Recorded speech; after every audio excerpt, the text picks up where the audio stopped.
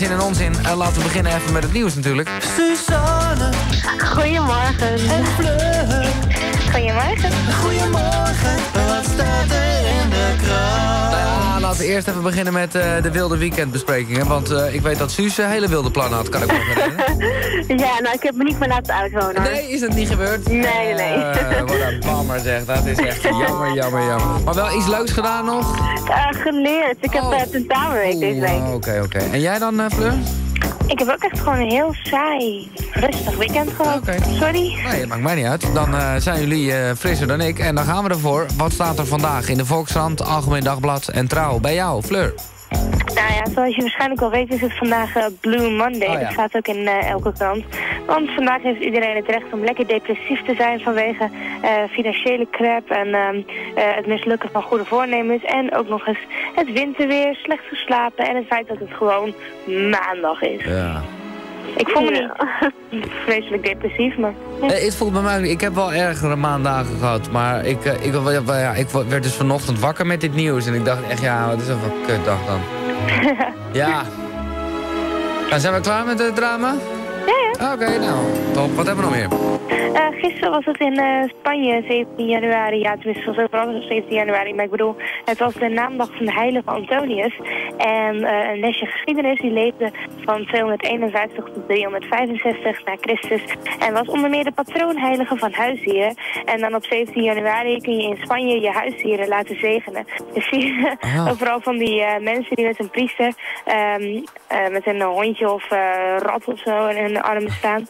En dan gaat die priester hem een beetje balsemen en dan zijn ze gezegend voor het leven. Oh, balsemen. Oké, nee, want ik kan me voorstellen dat het echt zo, zeg maar, zoals doop is. Dan moet je bij een kat niet willen natuurlijk, want die wil niet echt kopje onder. Nee, klopt. En daarna, hoe doe je het met je goudvis dan, hè? Ja, evenementje daar in Spanje. Lachen. Oké, en het laatste harde nieuws? De export van Nederlandse muziek is best een goed product eigenlijk. Oh. En voornamelijk... DJ's ook natuurlijk.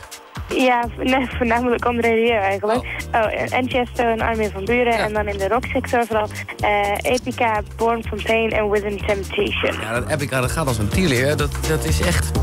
Ik zal wel eens een keer zo'n band uitnodigen. Want dat wordt echt in... eigenlijk doen wij er niks mee. Op de radio gebeurt er helemaal niks mee. Met dat soort gothic bandjes. En dat is toch echt, dit is gewoon een wijze scene is dat eigenlijk. Hey, oké, dat is een goede reminder. En wat staat er vandaag in de Televaag, zus? Ja, nou heel groot op de voorpagina steden tegen aanpak illegale. Want de grote steden die zetten het kabinet onder druk om illegale en frauderende vreemdelingen minder hard aan te pakken.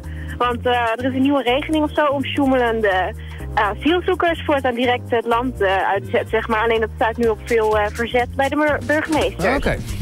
Nou, dat heb je luid en duidelijk verteld. Wat nog meer?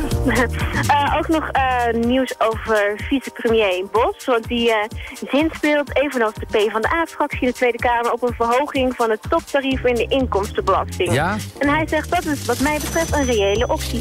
Oké. Ja, het moet ergens vandaan komen. Ja. Goed. En het laatste? Ja, ook nog dat er vandaag een speciaal vliegtuig vertrekt van Schiphol naar Haiti om daar 100 adoptiekinderen op te halen. Okay. Want het zou eigenlijk nog wel jaren kunnen duren met al het papierwerk en zo. Alleen, ze mogen nu wel komen. Ja, dat is ook, dat maakt het helemaal dramatisch. Dat is ook waar het misging bij...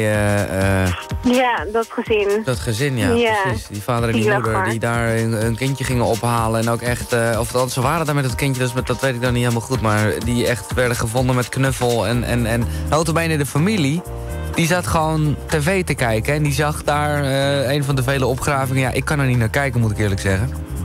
Maar ja, ik kan me voorstellen dat als je al mensen die je kent mist, dan zit je toch natuurlijk aan de buis gekluisterd, genageld, zeg maar, aan de grond. En die zagen dus gewoon op tv eigenlijk hoe hun familie werd gevonden.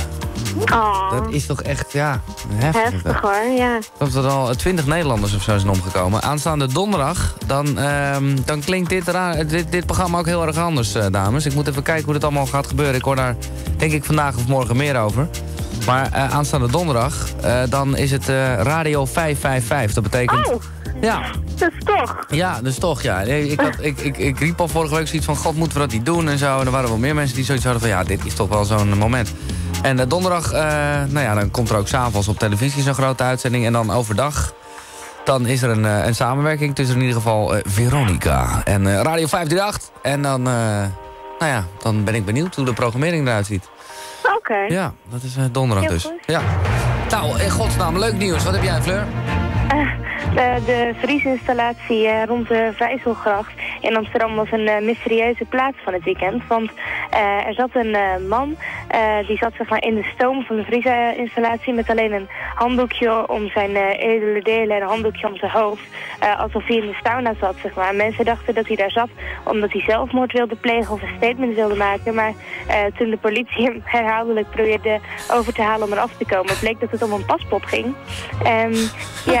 Niemand weet waarom hij er zit, maar ze hebben hem er nu afgehaald. En hij zit bij politiebureau Prinsengracht op zijn eigenaar te wachten. En het is sowieso een goede grap, maar niemand weet waarom hij er was.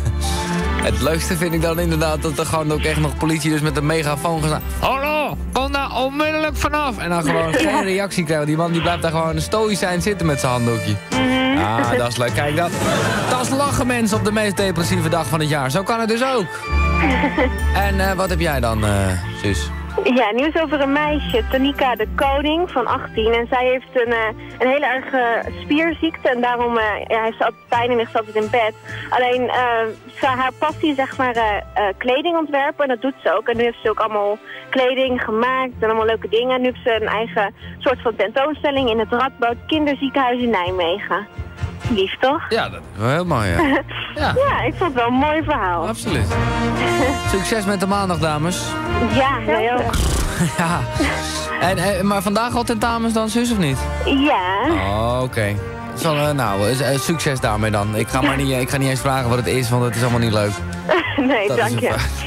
Tot morgen en goedemorgen. Goedemorgen. Als ik 's morgens wakker word en de radio geht aan, Giel, dat is dan wat ik hoor. Het is tijd om op te staan. Het is 7:08. Want dit is Giel op de radio. Goedemorgen, allemaal. Nou ja, zeg. Goedemorgen. Goedemorgen. Goedemorgen. Goedemorgen. Ach joh, een hele goedemorgen. Hey, dat is Michael Bublé. I'm not surprised, Kijk wel. not everything